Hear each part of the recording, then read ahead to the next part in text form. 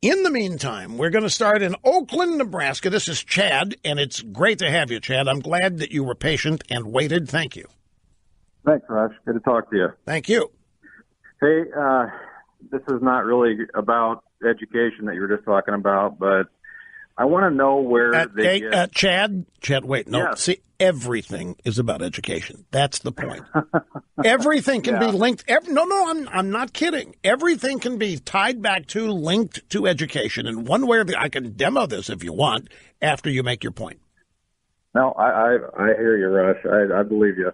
But what I'm wondering, this drunken moron, when CNN was interviewing him, you know, he said that Trump's approval rating was only 35%. And I'm just wondering, where do they come up with those numbers? Where do they come up with that 35%? Because forever we heard when Trey Gowdy was interviewing Hillary Clinton, you know, she kept saying, well, I've given 98% of the emails to you already. And Trey Gowdy insisted that you're the only person that says 98%. Where do you come up with that number? Is this the same person that's coming up with this 35%? Well, the answer is very simple. Nunberg is either a stupid idiot or lying. And Hillary was lying. Right. I mean, it's not complicated. Nunberg doesn't approval number. Nunberg hadn't been there since 2015. There isn't a poll that anybody considers worth it that has Trump at 35%. Trump's approval numbers, in fact, no matter what poll you look at, February, he had a good month. His approval numbers were tacking upward in every opinion poll, and he's hovering between 48 and 50% at Rasmussen, but it's nowhere near 35%.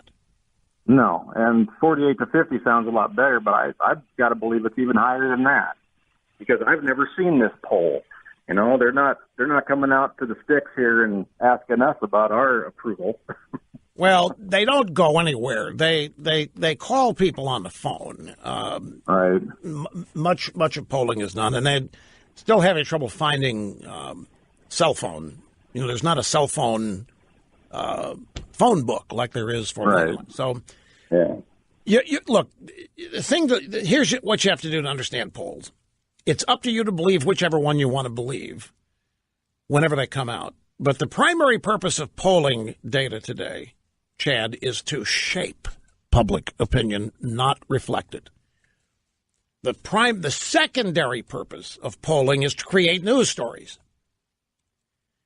Isn't it amazing that pretty much every poll result, particularly in a campaign, becomes its own news cycle, its own series of stories? That's why it's done. But here's another thing to look at, Chad. What does it mean?